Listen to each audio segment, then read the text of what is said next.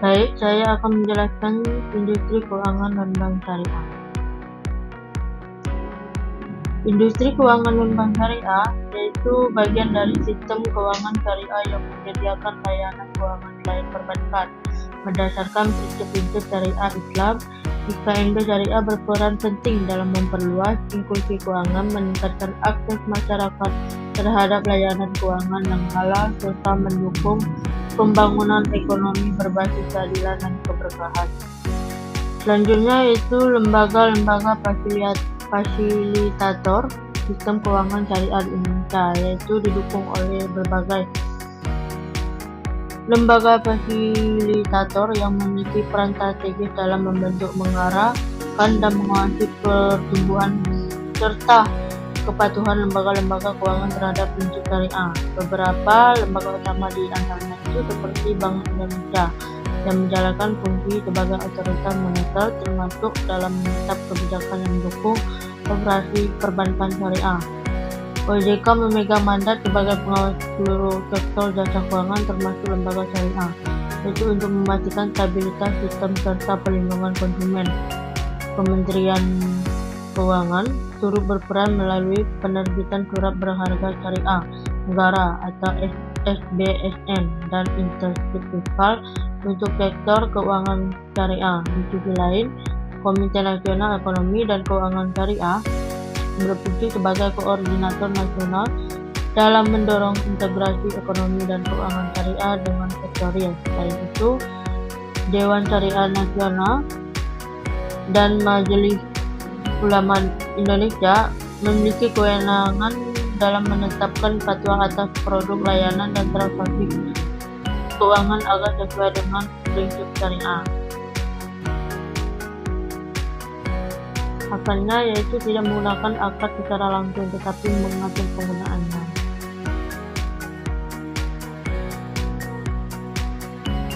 Selanjutnya yaitu economic value of time dalam keuangan syariah, yaitu dalam ekonomi konvensional berkaitan erat dengan nilai waktu terhadap uang, biasanya tercantum dalam pasti bunga atau interest. Namun, dalam sistem keuangan syariah, konsep equity diinterpretasikan berbeda dengan larangan terhadap riba. Equity dalam konteks syariah diakomodasi melalui berbagai skema akad seperti murabaha atau jual beli dengan margin keuntungan, ijarah atau sewa, dan istisna atau tanam pembuatan. Prinsip dasarnya yaitu bahwa waktu memang memiliki nilai dalam ekonomi, namun kompensasi terhadap waktu harus diberikan dalam bentuk yang sesuai syariah, misalnya melalui imbal jasa atau ujrah atas manfaat yang diterima atau margin keuntungan yang disepakati dalam transaksi.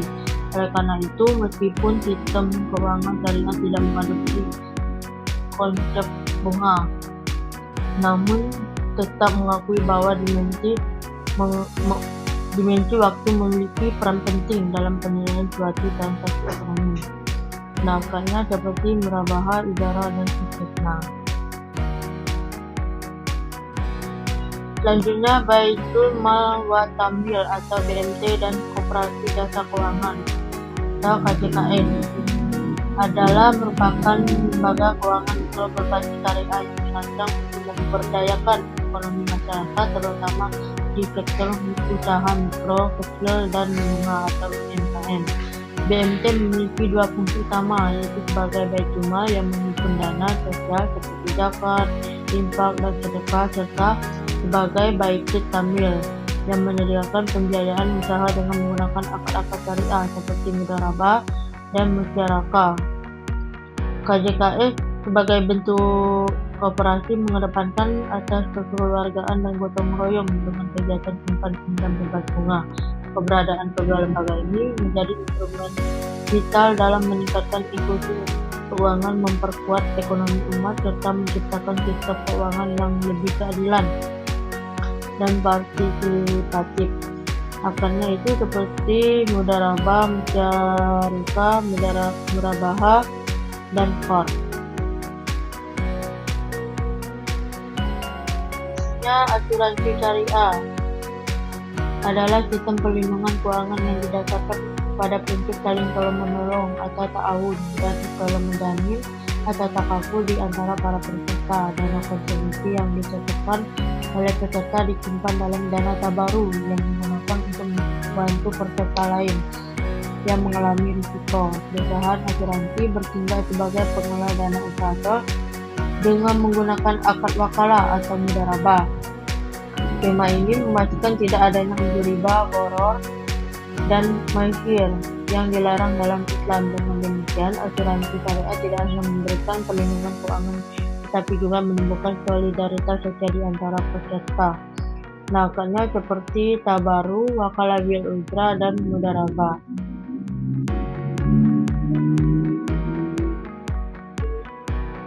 Selanjutnya, dana pensiunan syariah adalah mekanisme penyediaan jaminan hari tua bagi para pekerja yang sekolah berdasarkan prinsip syariah.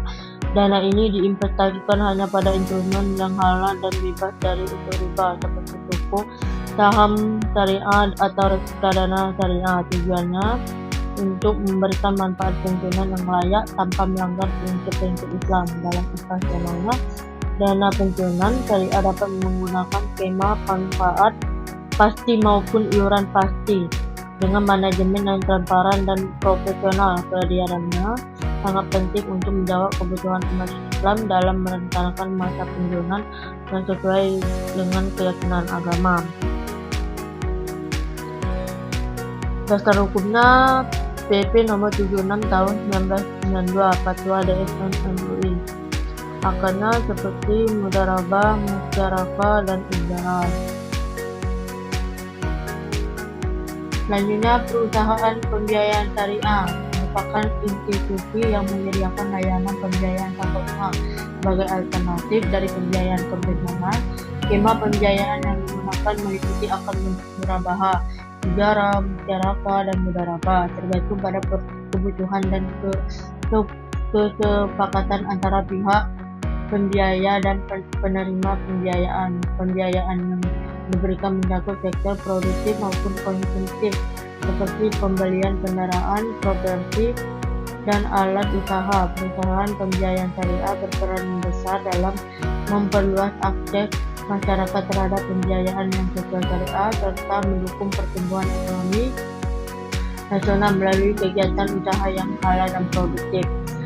Dasar hukumnya Undang-Undang Nomor 21 Tahun 2008 Fatwa DSN MUI. Akarnya murabahah, ijarah, musyarakah, dan mudharabah.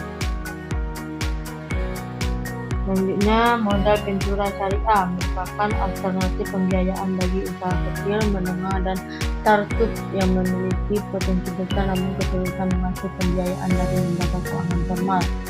Modal pensiunan syariah dilakukan berdasarkan prinsip bagi hasil yang memenuhi akad musyarakah atau mudharabah. Dalam sistem ini, risiko usaha ditanggung bersama antara pemilik modal dan pengelola usaha, yang mendukung pertumbuhan wirausaha berbasis syariah, sekaligus menciptakan peluang ekonomi yang lebih adil dan inklusif dengan menghindari praktik riba dan ketidakpastian yang berlebihan.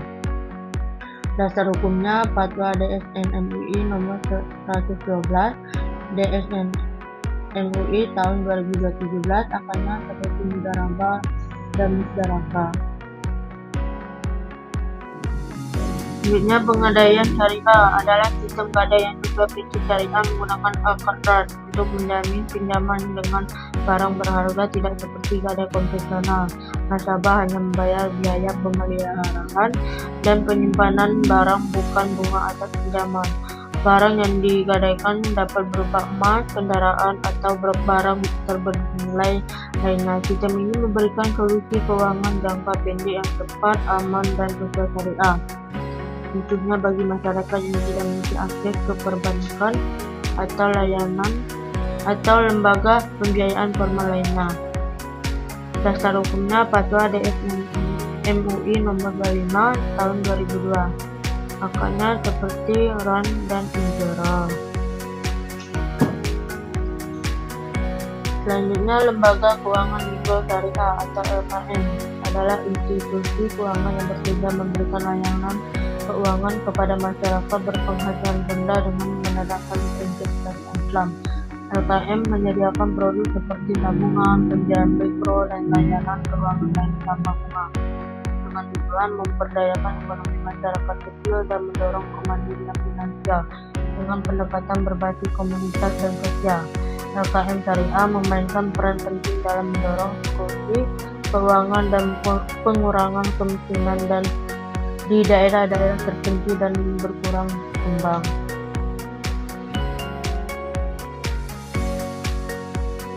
Mengenai fintech peer-to-peer lending syariah adalah platform digital yang mempertemukan pemberi dana investor dan penerima dana atau borrower secara langsung dengan menggunakan akar-akar syariah.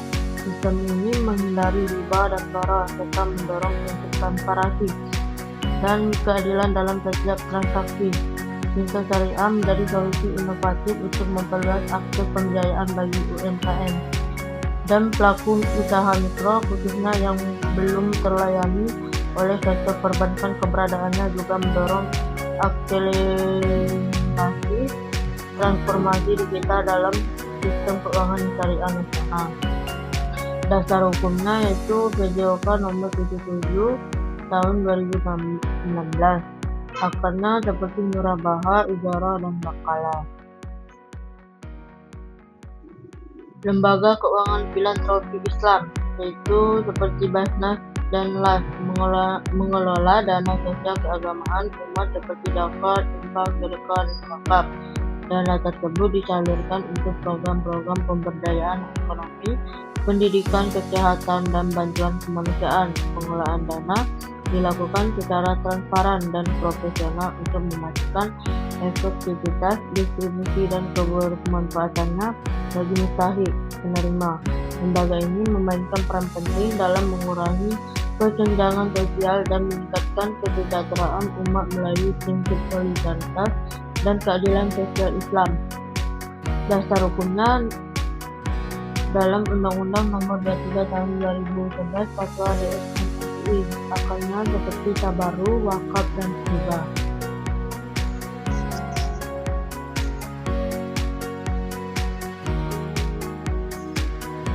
Selanjutnya, reksadana dan obligasi syariah adalah instrumen investasi halal yang diminati oleh masyarakat muslim. Reksadana syariah menghimpun dana dari masyarakat dan menginvestasikannya pada aset yang sesuai prinsip syariah. Sementara itu, suku adalah surat berharga yang mencerminkan kepemilikan atas asetnya dan memberikan imbal hasil dari sewa atau bagi hasil, bukan bunga. Kedua instrumen ini memberikan alternatif investasi yang etis, transparan, dan sesuai syariah, serta berperan dalam mendukung pembiayaan pembangunan nasional serta keberlanjutan.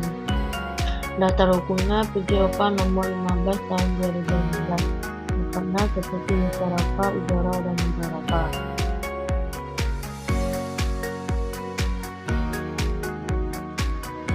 Yang terakhir, inklusi keuangan adalah upaya untuk menyediakan akses dan layanan keuangan kepada seluruh lapisan masyarakat termasuk mereka yang tidak terlayani oleh sistem keuangan formal. Dalam konteks keuangan syariah, inklusi keuangan juga mencakup penyediaan produk dan layanan berbasis nilai Islam. Strategi inklusi keuangan syariah mencakup penguatan literasi keuangan, digitalisasi layanan, dan pengembangan lembaga keuangan berbasis komunitas. Tujuannya menciptakan sistem keuangan yang inklusif, berkelanjutan, dan mampu mendorong pertumbuhan ekonomi umat secara adil dan merata. Dasar hukumnya strategi nasional keuangan inklusif. Akarnya yaitu bervariasi sesuai produk seperti kod dan murabaha dan lain-lain.